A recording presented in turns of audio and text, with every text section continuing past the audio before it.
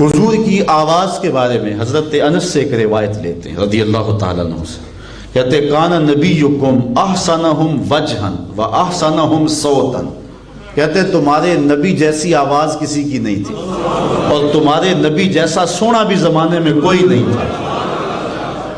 اب حضرت برا بن عازب رضی اللہ تعالیٰ عنہ سے سنیے، کہتے ہیں قارأ رسول اللہ صلی اللہ علیہ وسلم فی العشاء والتین والزیتون، کہتے ہیں ایک دن عشاء کی نماز تھی، حضور نے والتین والزیتون یہ سورت تلاوت کی، فلم اسمع صوتا احسن منہ، کہتے ہیں اتنی سونی آواز میں نے کبھی سنی نہیں۔ اللہ اکبر۔ حضرت جبیر بن مطعم رضی اللہ تعالیٰ عنہ روایت کرتے ہیں کان النبی صلی اللہ علیہ وسلم حسن النغمہ، کہتے ہیں حضور کا لہجہ مسحور کن تھا، آواز خوبصورت اور لہجہ مسحور کن۔ اللہ اکبر۔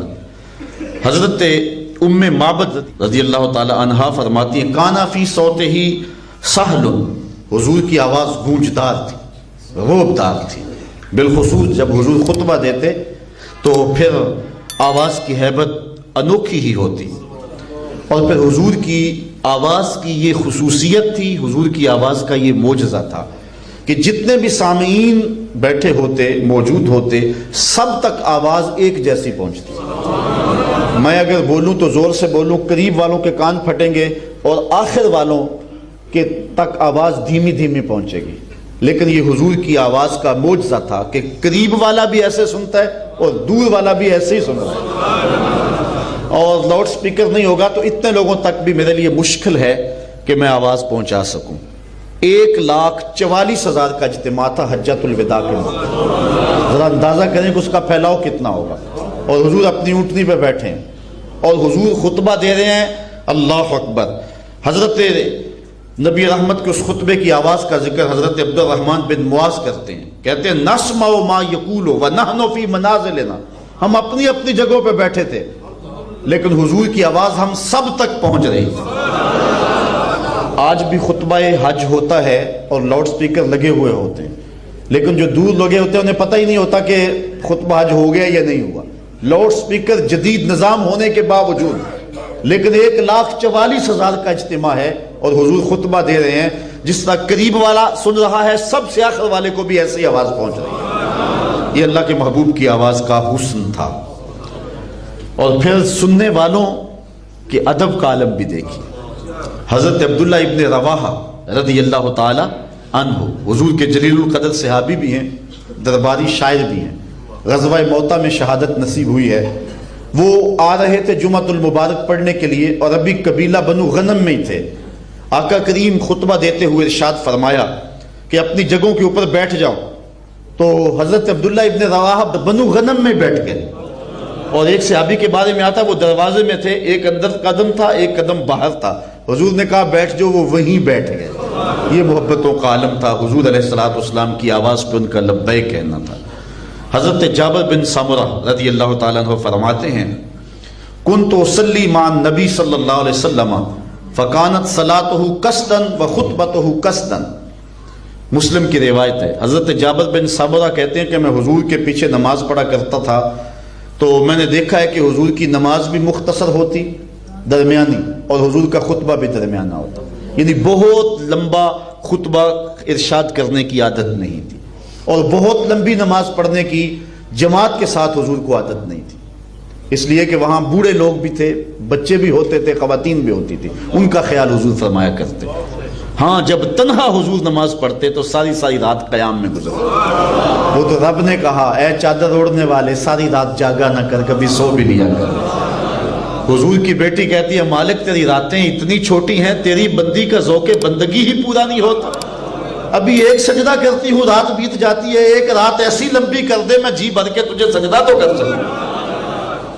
تو اکیلے نماز لمبی پڑھ لیں جتنی مرضی پڑھ لیں، لیکن جب جماعت سے نماز پڑھ رہے ہوں اس وقت جو ہے وہ لوگوں کا خیال رکھا جائے۔ حضور علیہ السلام جب نماز پڑھاتے تھے تو مسجد نبوی میں آپ جانتے خواتین بھی آتی تھی، بعض خواتین کے بچے بھی ساتھ آ جاتے اور وہ پیچھے بٹھا کے نماز میں شامل ہو جاتی، تو بچے جب تنہا ہوتے تو رونے لگتے، تو ماؤں کے دلوں کو کچھ ہوتا، ممتا تڑپتی، تو حضور قرات مختصر کر دیتے.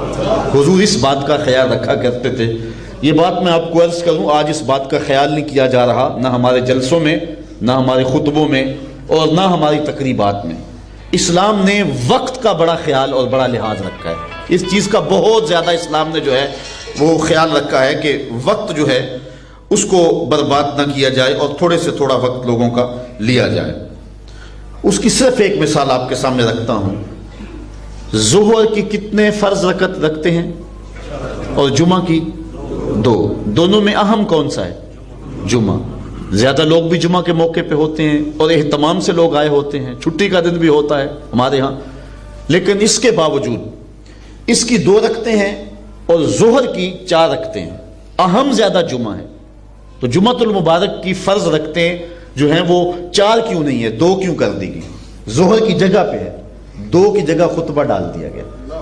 اس لیے 2 رکعتیں کم کر دی گئی ہیں. لوگوں کے وقت کا اسلام نے اتنا لحاظ رکھا. یہ ہمارا خطیب جو جان ہی نہ چھوڑتا لاؤڈ سپیکر کی، شاید یہ دین کی روح سے آشنا نہیں ہے. حضور لمبا خطبہ نہیں دیا ہے، لوگوں کا خیال رکھا ہے. پھر کہنا پڑتا ہے کہ اونچی بولو، سبحان اللہ کہو، اور لوگ پھنسے ہوئے ہوتے ہیں. کوئی مریض بھی ہوتا ہے اور کسی کو اگر کسی حاجت طبی کے لیے جانا بھی پڑے پھر اس کی تذلیل بھی کرتے ہیں. یہ اللہ کے رسول کا قطعاً طریقہ نہیں ہے. یہ خانہ زاد شریعت ہے کسی کی، اللہ کے رسول کا یہ طریقہ نہیں. حضرت جابر بن سامورہ کہتے ہیں میں حضور کے پیچھے نمازیں پڑھتا رہا ہوں، حضور کا خطبہ بھی درمیانہ ہوتا تھا، حضور کی نماز بھی درمیانی ہوتی تھی. اس چیز کا حضور علیہ السلام لحاظ رکھا کرتے تھے. حضور علیہ السلام اس بات کا خیال رکھا کرتے تھے. میں اگر اس عنوان سے کچھ کہنا چاہوں تو یہ بہت ساری باتیں اس عنوان سے کہنے کی، لیکن مضمون جو ہے وہ تقاضا کر رہا ہے کہ میں آگے بڑھوں. حضور علیہ السلام خطبہ جب ارشاد فرماتے، صحیح مسلم کی روایت ہے، کان رسول اللہ صلی اللہ علیہ وسلم اذا خطب اشتد غضبہ وعلی صوتہ واحمرت عیناہ. جب حضور خطبہ کرتے تو حضور کے چہرے پہ جلال آ جاتا اور حضور کی آواز بلند ہو جاتی اور آنکھوں میں سرخیاں آ جاتی. اس انداز میں حضور خطبہ ارشاد فرماتے.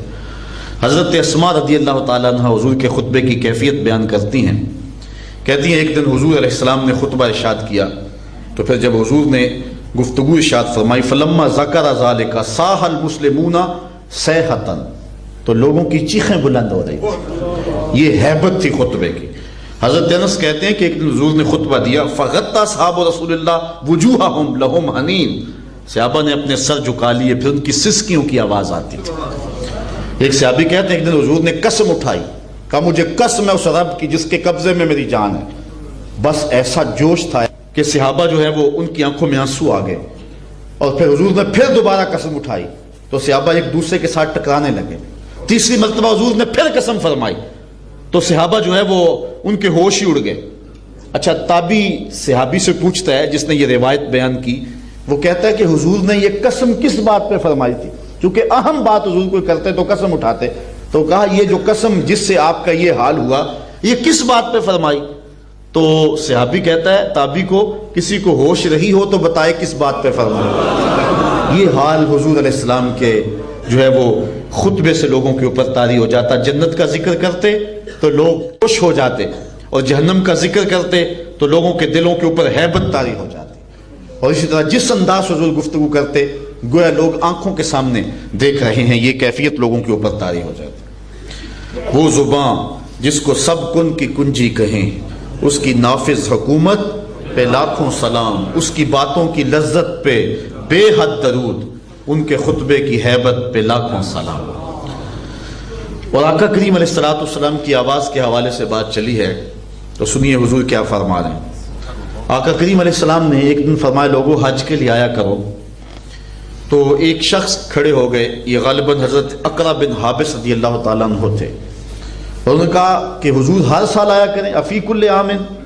حضور خاموش رہے اور پھر فرمایا حج کے لیے آیا کرو. تو انہوں نے پھر یہ سوال کیا، حضور نے پھر فرمایا، انہوں نے پھر سوال کیا.